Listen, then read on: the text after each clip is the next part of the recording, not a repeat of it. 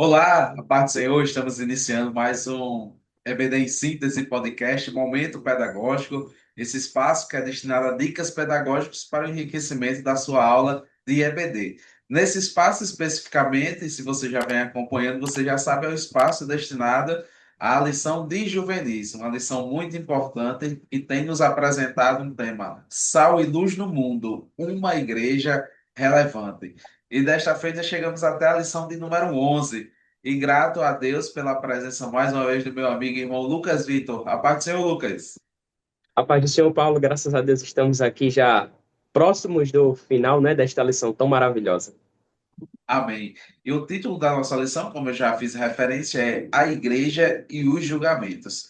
Geralmente a lição traz três objetivos e eu vou passar aqui para vocês. O primeiro é evidenciar que a igreja é formada por pessoas imperfeitas. Objetivo número dois, explicar a ordem de Jesus sobre não julgar o próximo. E o objetivo número três é enfatizar a importância de aprender e praticar valores cristãos. Então, esses são os objetivos que norteiam a nossa lição de número 11.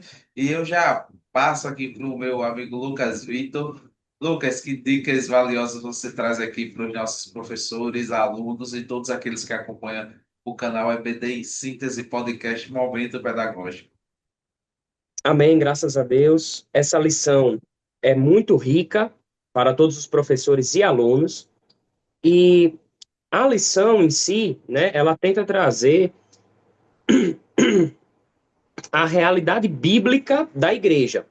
Então, a igreja como um lugar de discípulos, a igreja como um lugar acolhedor, né? E olhando por esse prisma, né, olhando por esse lado, eu pensei em trabalhar com os professores um material que eu aprendi na época do ensino médio, né, que era na época, né, conhecido como as três peneiras de Platão, que eram uma espécie de três filtros, né, que nós usamos para saber quando nós devemos ou não devemos falar algo, né? Esse algo pode ser um julgamento, né? Um julgamento ou alguma coisa desse tipo relacionado a isso. Então, eu preparei esse material. Se o professor conseguir reproduzi-lo, será de muito proveito. Então, essas três peneiras, elas se focam em quê? Em fazer três perguntas. Então, você, como professor, você vai propor ao seu juvenil que antes dele falar, antes dele tecer algum comentário sobre alguma coisa ou sobre alguém, ele vai submeter esse comentário, não é? Essa fala a essas três peneiras, né? A essas três perguntas. A primeira pergunta é verdade? Então, isso que eu estou falando, isso que eu vou dizer, é verdade? É verdadeiro? Ou é um boato? Ou é uma mentira? Ou é algo falacioso? Ou eu não tenho certeza se é uma verdade? Né? Então, a primeira peneira é essa: é verdade? A segunda peneira: isso é bom? Isso é algo bondoso? Ou isso é algo mal? Isso é algo que machuca? Isso é algo que fere a pessoa?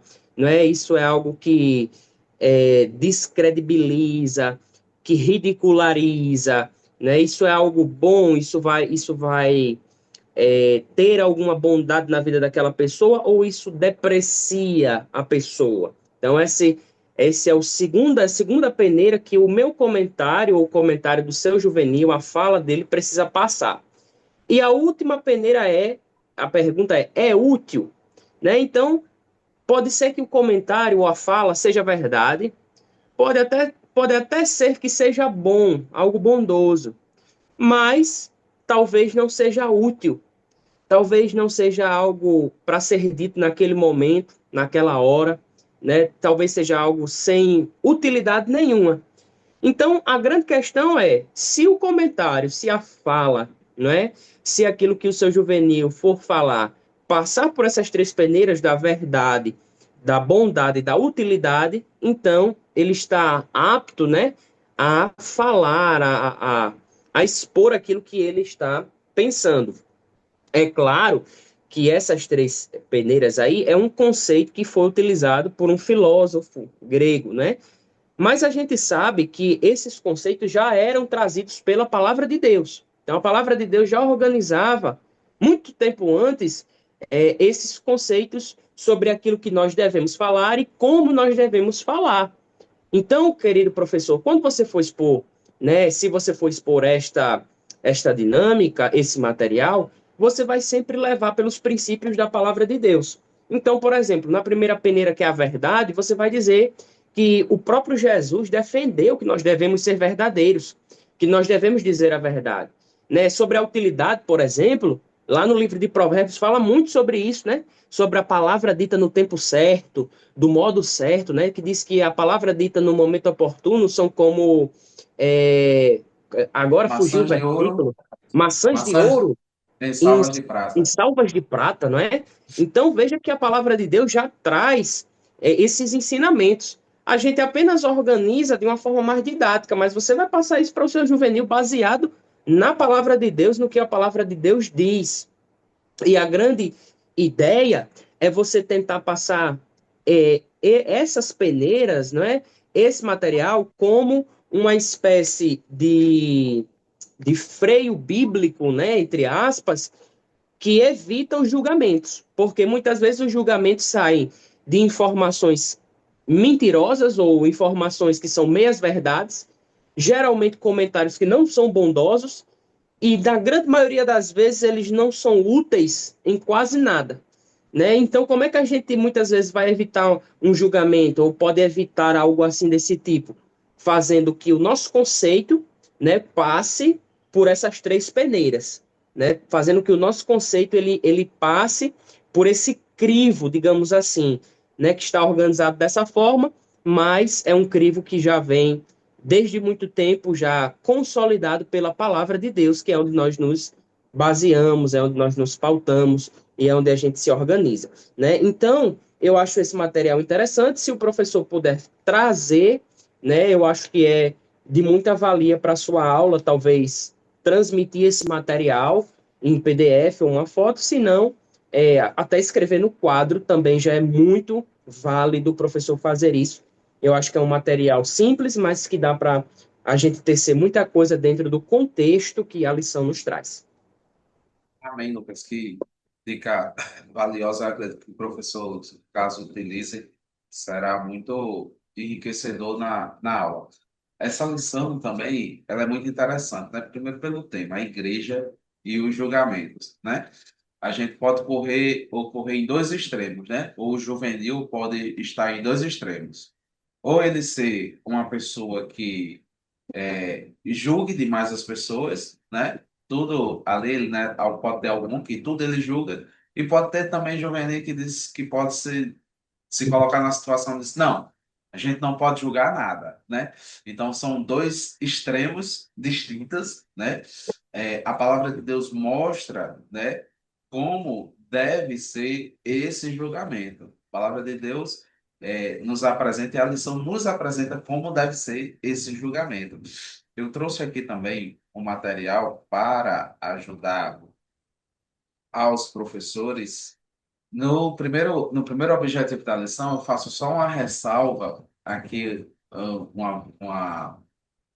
um trechozinho de um famoso escritor e ministro da Palavra de Deus, John MacArthur. Geralmente quem gosta muito de citar ele é você, Lucas.